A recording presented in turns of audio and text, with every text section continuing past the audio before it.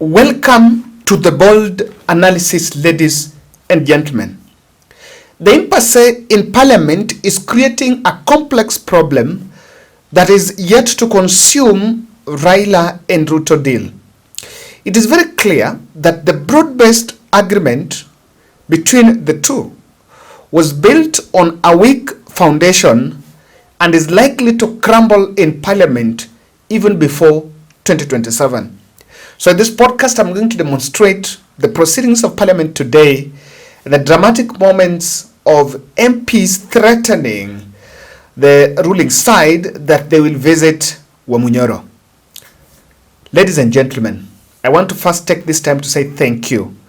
We closed Josephine's fundraiser today at 157,000. So I already dispatched my team that are now planning, and I've been working with her for better part of the day. She has now to be moved to another house. I understand the house she was in a bit remote space, so she's being moved. And then by tomorrow, they've also found a place where she's going to put the business. So from tomorrow, we are going to get a full report. I'll personally be there to ensure that she is supported, and of course, we'll still hang around her just to make sure that the business is also sustained. Now, I want to explain this. Speaker Wetangula, after the dramatic exchange between the Azimio side and the Kenya Kwanza, Speaker Wetangula came to the House and issued a 19-minute statement on this majority debate. Sentiments made by the sole member and party leader of the MDG yesterday in the House, dissociating both himself and the party from the Azimio la Umoja One Kenya coalition party. However, I decline to engage in this controversy. Arising from the foregoing, the Kenya Kwanza coalition is the majority party, and the Azimio la Umoja One Kenya coalition party is the minority party in the House. Now, this statement from Wetangula did not go well with the minority side, or rather with the Azimio side, who are supposed to be the majority according to the court order.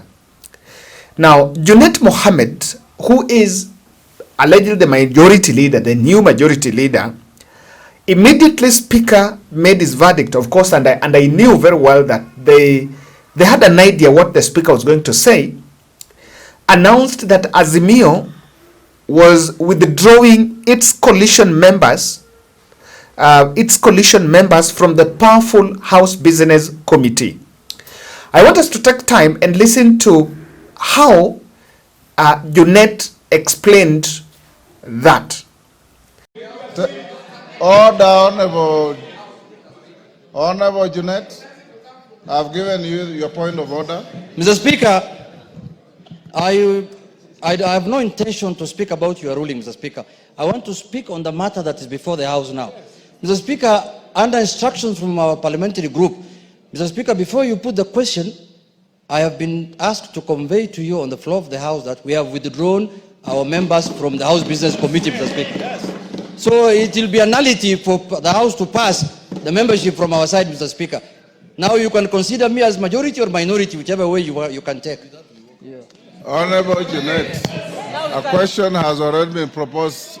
Yes. Honorable Ichungwa, Honorable Ichungwa, I call upon you to reply. Thank you, Honorable Speaker. Honorable Speaker, in reply, let me say the House Business Committee is properly and duly constituted. And with or without the participation of the 4 members of the Azimio coalition, the House Business Committee would sit, and Honorable Speaker, being the... From the statement by Junet, he's saying, I have been instructed. I paid attention to, I have been instructed. That means that there is a powerful force above Junet Mohammed that has been controlling how the Azimio is going to interact with that debate of majority and minority. And it was already stage managed that immediately Speaker Wetangula is going to mention that is going to give his verdict. The House Business Azimio side are going to withdraw their members from the House Business Committee. But of course I understand this was not going to be an easy thing. And when Kimani Ichung'wah was reading the members of the House Business Committee, he mentioned all the Azimio affiliate members in that committee, even though Junet Mohammed had said they're withdrawn. In fact, Junet, the majority leader, Kimani, I don't know who is the majority and who is minority now, so let me use their names. So in fact, Kimani Ichung'wah said that the House Business Committee can run even without the 4 Azimio members. The last in the House can help us explain. But if you want to know, this, whatever is happening there is a bit interesting and it has a big potential. I want you to listen to Millie Odhiambo. Millie Odhiambo crashed the hyped broad-based government. So there is something that she said yesterday and she's still repeating it. She said that there is broad-based, but in Parliament it is broad but not based. And so he was saying that let those who are in, those who understand literature to be able to unpack. I was also struggling to unpack what she meant by saying the government is broad-based, but in Parliament it is broad but not based. Us, Azimio, and much more so, those of us who are very keen on ensuring that Baba clinches the AU position, we want to be sure that we follow the rule of law and that we support a broad government which is not based. And we are encouraging the government to be both broad and based. It is broad but not based. For those who have not learned literature, understand what I'm saying. This government is broad but it is not based. So don't call us to be in a broad-based government. It has to be broad-based government. And Mr. Speaker, I also just want to say that as Azimio, we follow. No, I'm not going to congratulate you. Mr. Speaker, this one is talking to others me, but I ignore him. Ignore him, you are senior. He should listen to me. I'm ignoring him. Osoro. As Azimio. Honorable Osoro. But Mr. Speaker. Millie Odhiambo is your learned senior. Yes. Listen to her. But Mr. Speaker, don't even worry, I can handle him. I'm capable in all manner to handle him. Mr. Speaker, as adherents, as Azimio, we are adherents to the rule of law. And Mr. Speaker, as those who adhere to the rule of law, I want to indicate just that the way you say as lawyers, yeah, that we speak as lawyers. Yes. I want to indicate that as Azimio, we very respectfully disagree. I will not go to the substance.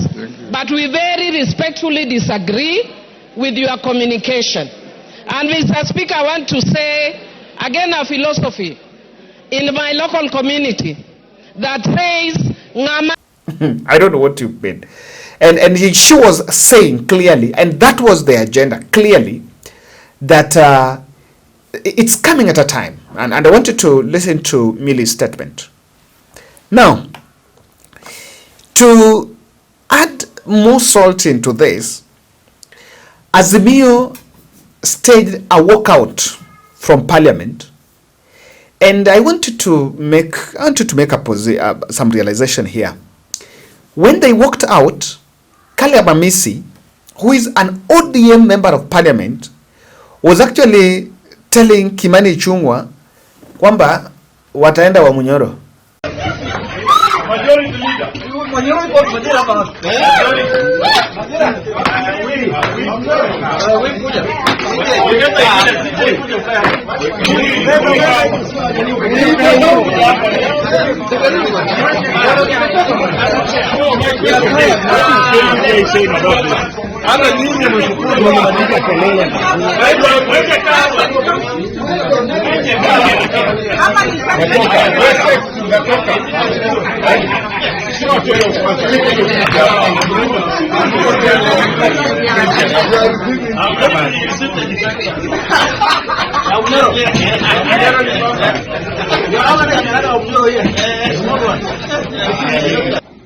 But let me tell you something.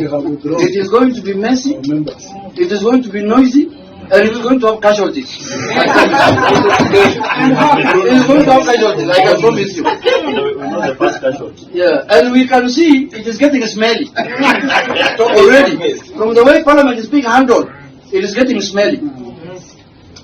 We don't feel any broad-based arrangement in Parliament. No, there is nothing. Broad-based is in the executive only. Parliament has no broad-based mechanism. We are not there. So, my fellow, with the permission of my fellow colleagues, I have told you, going forward, it's not going to be business as usual. Correct. And we have withdrawn our members from the House Business Committee. Yes. I am sure they have just said, as many of that opinion are, we will whip them if they put them there. Yes. They will have their own House Business Committee, their own. Yes. Which will also challenge in court, in public, in private, everywhere. To visit Gadi. Now, having looked at the whole that has been played, there's some three observations, some three contexts I want to draw from that before I then analyze why the broad-based shenanigan is going to crumble before 2027. Number one, there is a context to all this.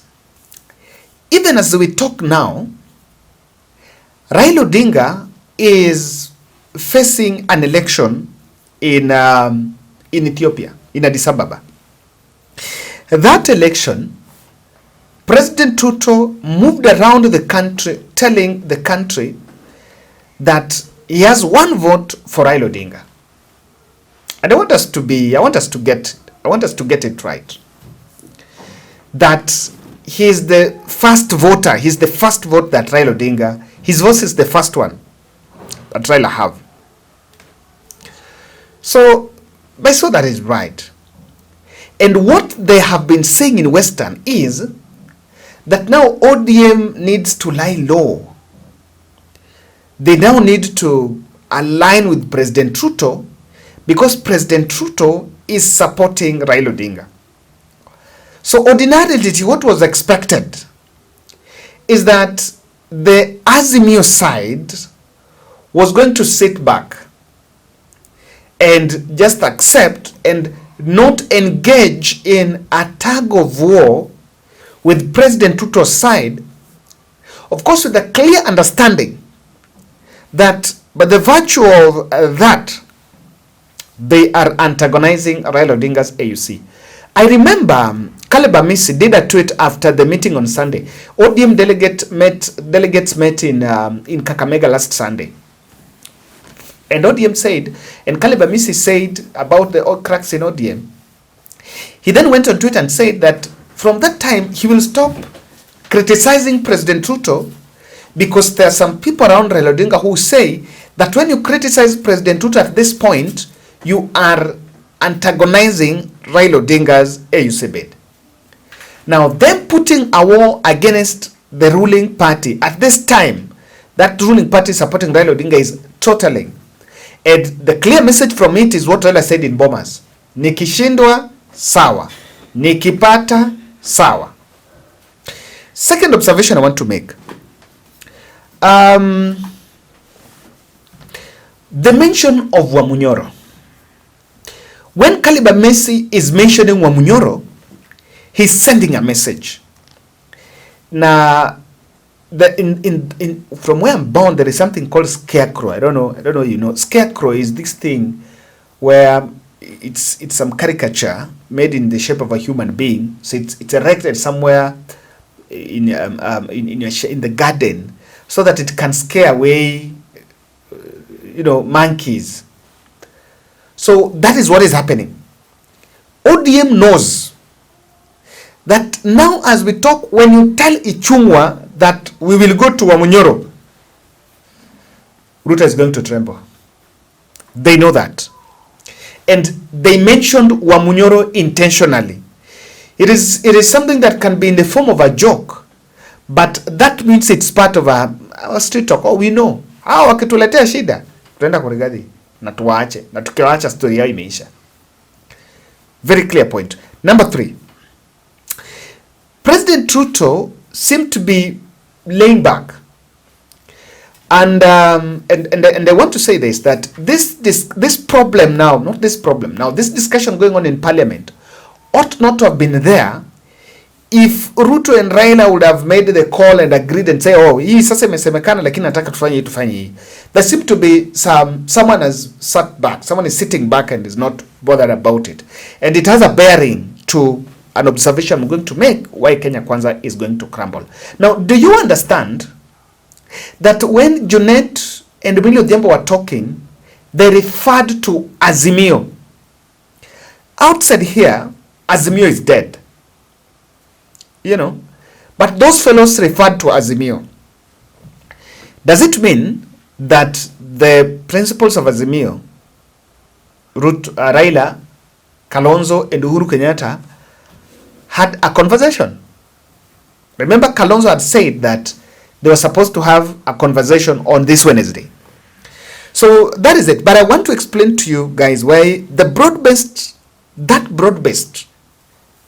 building, that egg called broad-based is going to crumble before 2027. And it is because of these 3 reasons.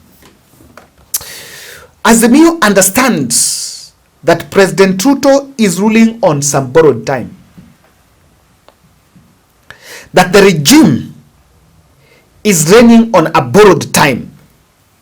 And what I mean is this, that the country is able and willing to change the regime.